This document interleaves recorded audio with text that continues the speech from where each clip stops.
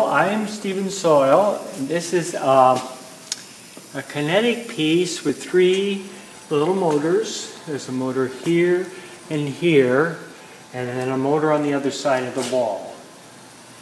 And a timer that operates it on the other side of the wall too.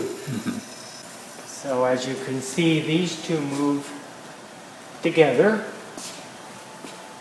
And then they shut off and this one rotates.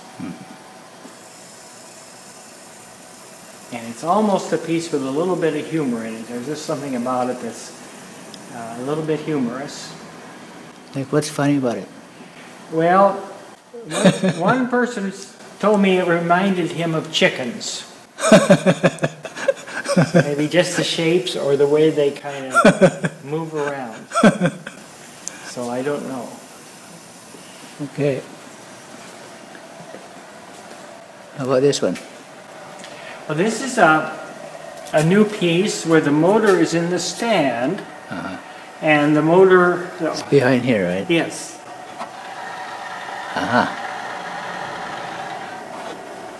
And?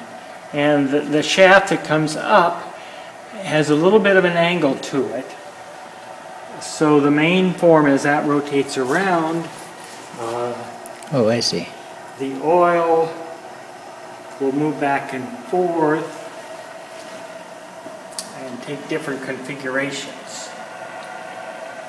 And part of the time this is off, and the oil just kind of settles down to its level, and about half the time it's on. So this is a suspended piece. And a tilted shaft up at the top where the motor is. They're kind of shapes reminiscent of... Sphere? Yes, or airplanes or birds' wings. So it's supposed to rotate part of the time and be stationary. And I kind of work with the timers to get that effect. There is a timer that just turned on here, which then will turn the timer in this gray box. That'll come on pretty soon and actually cause that motor to rotate.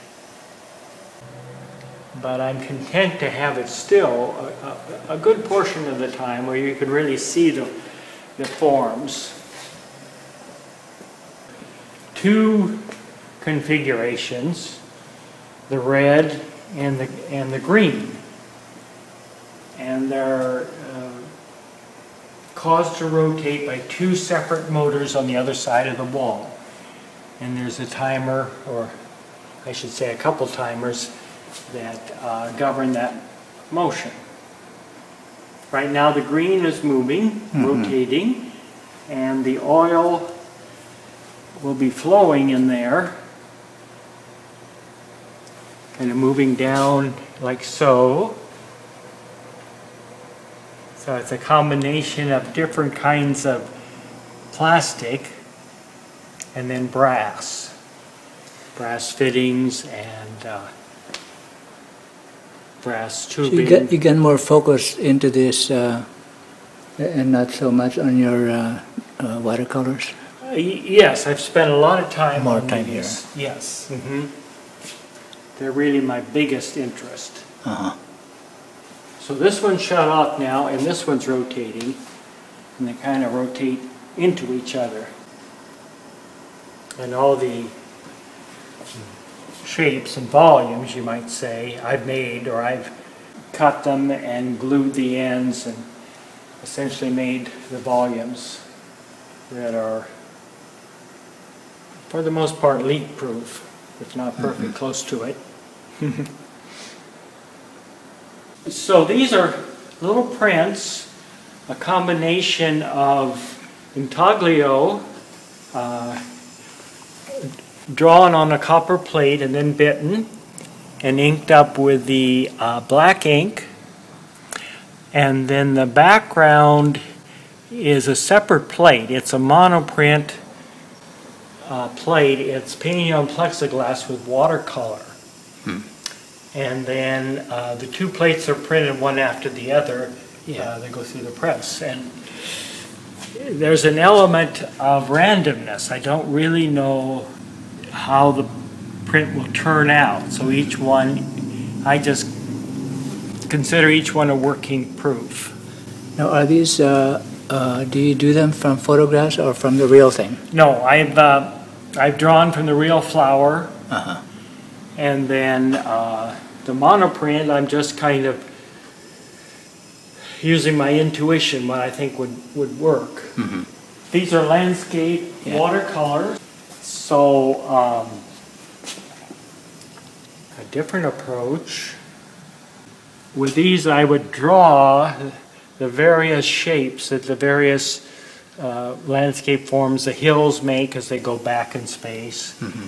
I would make a drawing that approximates the scene that's in front of me. Yeah. For the most part, I'm out there on site working. And this is the same idea. This is a wildlife refuge. Okay, for something like this, how long does it take you to? That's probably about 3 to 4 sessions. Each one is an hour to 2 hours. So you go back? I go back. Uh-huh. Well, I do work in the studio sometimes a little on them after they're fairly complete. Yeah. This one was at Walala Lake in eastern Oregon, and that was done in 2 mornings with the lake and the hills and the sky. This one I definitely was there in the morning. But you cannot do it from a photo? No, that's kind of not the way I work. Another landscape down at the Finley Wildlife Reserve, where I had a nice place to park and the various fields kind of laid out, going up to the hill. Was this during the summer that you did this? This is, summer, late summer, where the fields are really turning yellowish colors. And trying to exaggerate the color a little bit more colorful than I actually saw when I was out there.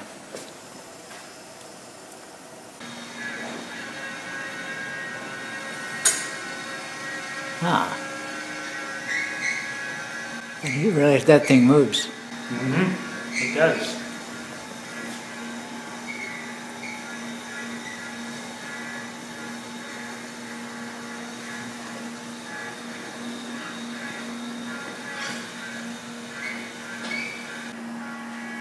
So what is it that interests you about kinetic stuff? Well, I just like the way it can change. The forms can take different positions. For instance, the moves. brass can slide back and forth on these rods.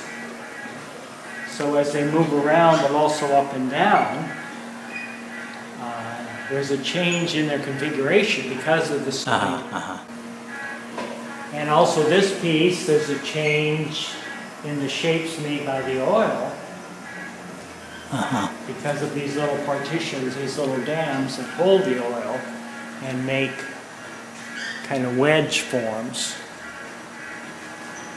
So all that I'm very interested in. Well, thank you, Steve. Yes.